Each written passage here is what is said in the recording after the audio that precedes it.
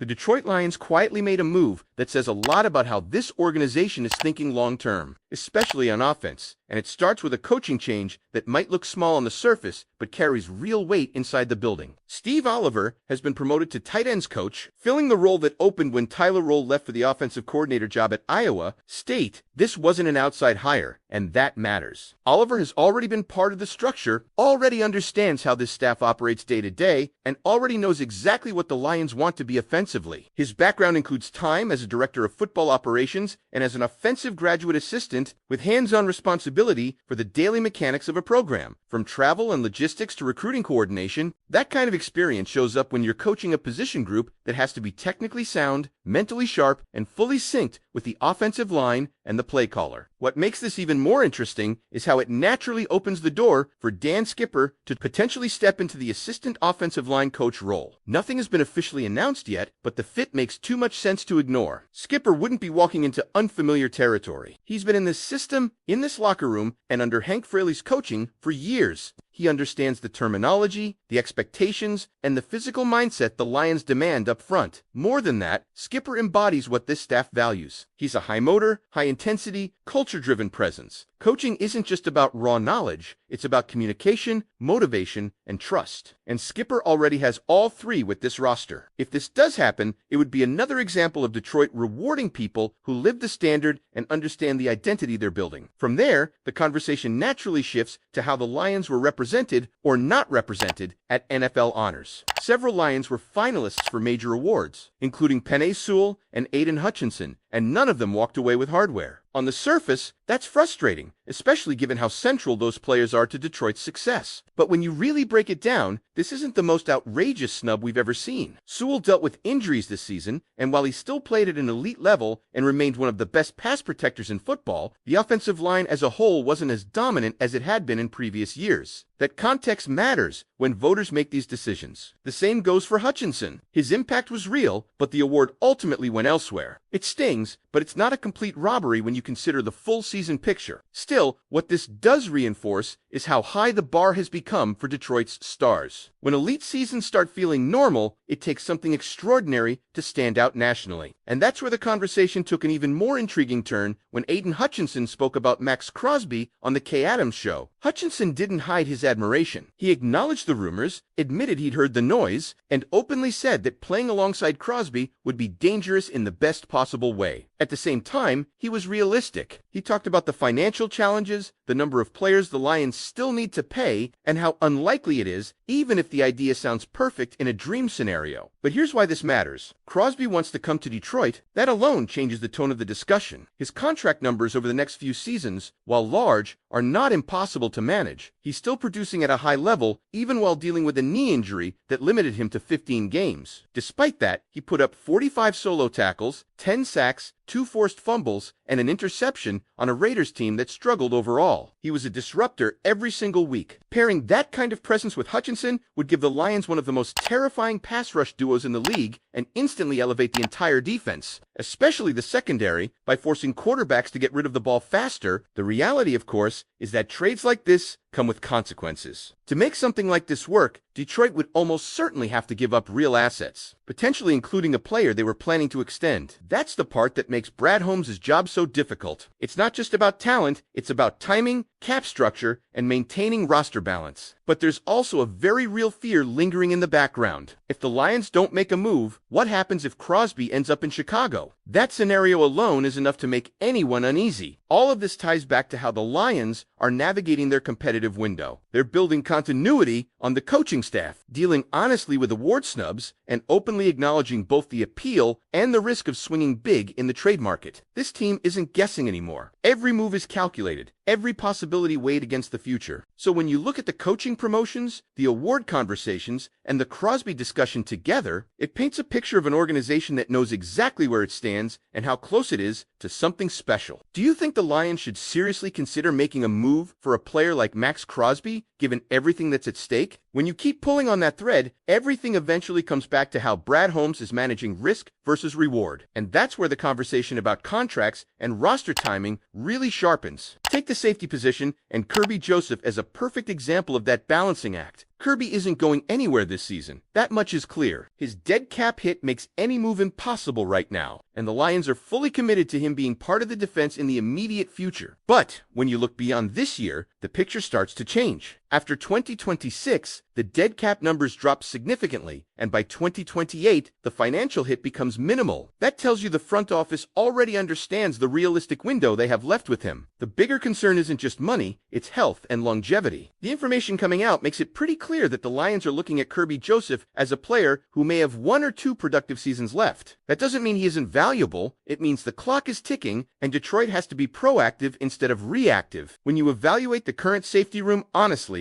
the depth simply isn't where it needs to be for a team with Super Bowl aspirations. That's why the expectation is that the Lions will need to address the position early in an upcoming draft, ideally by day 2, to make sure there's a succession plan already in place. This mindset connects directly to the Maxx Crosby discussion. If you're going to take a massive swing on an elite pass rusher, you have to be confident you can stabilize other areas of the roster at the same time. Crosby isn't just a short-term rental. Bringing him in would realistically give the Lions a 3-year window of elite pass rushing, potentially pairing 2 of the most disruptive edge players in football. That kind of pressure changes everything defensively. Quarterbacks don't have time. Coverage doesn't have to be perfect. Mistakes get erased by chaos up front. It's the type of move that can mask weaknesses elsewhere, at least temporarily. But that temporary nature is exactly why Holmes has to think 3 moves ahead. Trading for a player like Crosby almost certainly means sacrificing something significant, whether that's a high draft pick, a young contributor, or a player you were hoping to extend. That's not fear, that's reality. And it's why Hutchinson's comments felt so important. He wasn't selling a fantasy. He was acknowledging the dream while also grounding it in financial truth. Even so, the fact that Crosby reportedly wants to come to Detroit matters. Players don't say that lightly, and contenders don't ignore it when elite talent expresses interest. Another layer here is the timing of a potential trade. If Crosby is moved, it's expected to happen before the draft. That forces the Lions to decide quickly whether they're willing to reshape their future capital for immediate dominance. And the nightmare scenario remains the same. If Detroit passes and Crosby lands with a divisional rival, especially Chicago, the entire NFC North balance shifts overnight. Suddenly, you're not just defending your window, you're chasing again. What all of this shows is that the Lions are no longer operating like a rebuilding team. Coaching promotions like Steve Oliver's and the possible elevation of Dan Skipper point to stability and internal trust. Award snubs don't derail confidence, they just raise expectations. And trade rumors aren't laughed off, they're evaluated seriously with full awareness of the consequences. This is what it looks like when a franchise grows up. Every decision now is about maximizing a championship window without burning the future to the ground. The other part of this that can't be ignored is how all of these discussions intersect with identity. Because the Lions aren't just stacking talent anymore, they're protecting a very specific way of playing football. That's why internal promotions matter so much here. Steve Oliver stepping into the tight ends coach role isn't just a resume move. It's a signal that Detroit values continuity over outside splash. This offense runs through physicality, versatility, and trust. Tight ends in this system aren't just pass catchers, they're extensions of the offensive line, motion pieces, and matchup creators. Having a coach who already understands that structure reduces transition risk and keeps the offense operating at full speed. If Dan Skipper does transition into a coaching role, that philosophy becomes even clearer. Skipper is the embodiment of what Dan Campbell wants his players to be: tough, emotional, accountable, and completely bought in. You can't teach that from a playbook. You either have it or you don't. When younger offensive linemen see someone like Skipper coaching them, they're not just hearing theory, they're hearing lived experience.